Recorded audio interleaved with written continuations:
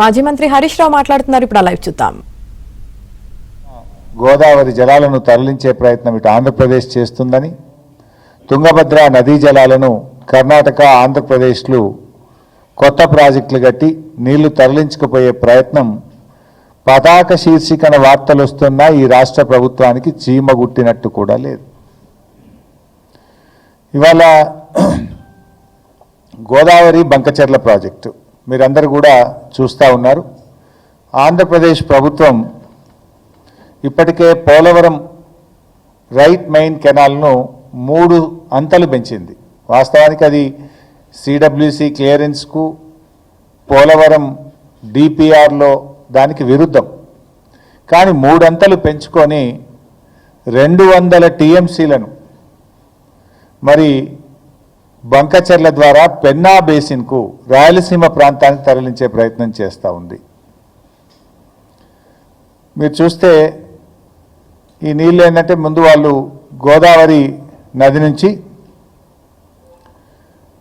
వైకుంఠాపురం కింద ఒక ఆక్వాడక్ట్ని కట్టి అక్కడి నుంచి బొల్లంపల్లి దగ్గర 150 టీఎంసీల రిజర్వాయర్లు కట్టి ఆ బొల్లంపల్లి రిజర్వాయర్ నుంచి బంకచెర్ల క్రాస్ రెగ్యులేటర్ దగ్గర వేసి తద్వారా పెన్నా బేసిన్కు నీళ్లు తీసుకుపోవడానికి ఆంధ్రప్రదేశ్ గత కొన్ని నెలలుగా ప్రణాళికలు రూపొందించి యుద్ధ ప్రాతిపదికన ఆంధ్రప్రదేశ్ ముందుకు పోతూ ఉంది.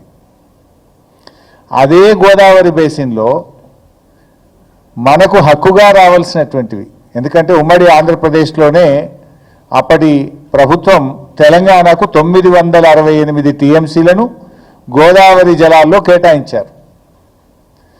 మరి అదే గోదావరి బేసిన్లో మన 4 ప్రాజెక్టులకు వాటర్ అలొకేషన్ పెండింగ్ ఉంది. గవర్నమెంట్ ఆఫ్ ఇండియాలో ప్రాజెక్ట్స్ పెండింగ్ ఉన్నాయి. ఒకటి సీతారామ లిఫ్ట్ ఇరిగేషన్, రెండవది సమ్మక్క సాగర్ ప్రాజెక్టు, మూడవది కాళేశ్వరం 30 టీఎంసీ, నాలుగవది డాక్టర్ అంబేద్కర్ వార్దా ప్రాజెక్టు. ఈ 4 ప్రాజెక్టులకు వాటర్ అలొకేషన్ ఒకవైపు పెండింగ్లో ఉంది. సీతమ్మ సాగర్కు మనం 67 టీఎంసీలు అడిగాం, సమ్మక్క సాగర్కు 47 టీఎంసీలు అడిగాం, అంబేద్కర్ వార్దా ప్రాజెక్టుకు 12 టీఎంసీలు అడిగాం.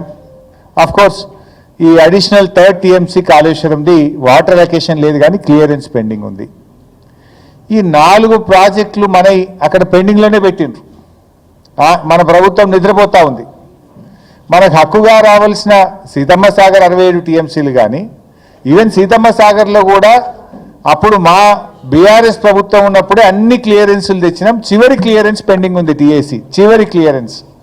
అది క్లియర్ అయితే 67 టీఎంసీలు మనకు వస్తాయి. అట్లే సమ్మక్క సాగర్లో 47 టీఎంసీలు వస్తాయి.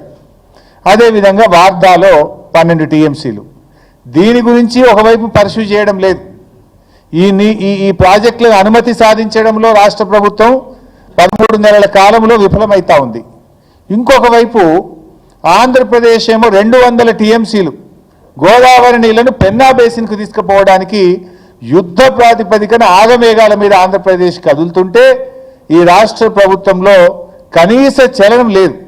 ఇప్పుడు మనకు ఏ రాష్ట్రమైనా ప్రత్యేకించి ఆంధ్రప్రదేశ్ తెలంగాణలో ఒక కొత్త ప్రాజెక్టు చేపట్టాలంటే సెంట్రల్ వాటర్ కమిషన్ క్లియరెన్స్ కావాలి, వాటర్ అలొకేషన్ కావాలి, ఇంటర్ స్టేట్ క్లియరెన్స్ కావాలి, ఏపీ రీఆర్గనైజేషన్ యాక్ట్ ప్రకారంగా జిఆర్ఎంబి కేఆర్ఎంబి అనుమతి రావాలి, అపెక్స్ కౌన్సిల్ అనుమతి కావాలి. ఏ అనుమతి లేకుండా గోదావరి బంకచెర్ల ప్రాజెక్టును ఇవాళ ఆంధ్రప్రదేశ్ ప్రభుత్వం తీసుకొని పోతా ఉంది. ఏం చేస్తుండ్రు ముఖ్యమంత్రి, ఏం చేస్తుండ్రు నీటిపారుదల శాఖ మంత్రి, ఏం చేస్తుండ్రు? కనీసం ఇవాళటి వరకు ఉత్తరం కూడా రాయలే వీళ్ళు. అరే ఇది అన్యాయము, మా అనుమతి లేదు, మా ప్రాజెక్టులు పెండింగ్లో ఉన్నాయి, మా ప్రాజెక్టులు క్లియర్ చేయకుండా మా సీతారామ అన్నే ఉన్నది, మా సమ్మక్క సాగర్ అన్నే ఉన్నది, మా వార్దా అక్కడనే ఉన్నది, మాది క్లియర్ చేయకుండా ఈ ప్రాజెక్టుకు ఆంధ్రప్రదేశ్ ప్రభుత్వం ముందుకు పోతా ఉంది, దీన్ని ఆపండి అని చెప్పి ఈ రోజుకు ఉత్తరం కూడా రాయలేదు మీరు. ఇంకోవైపు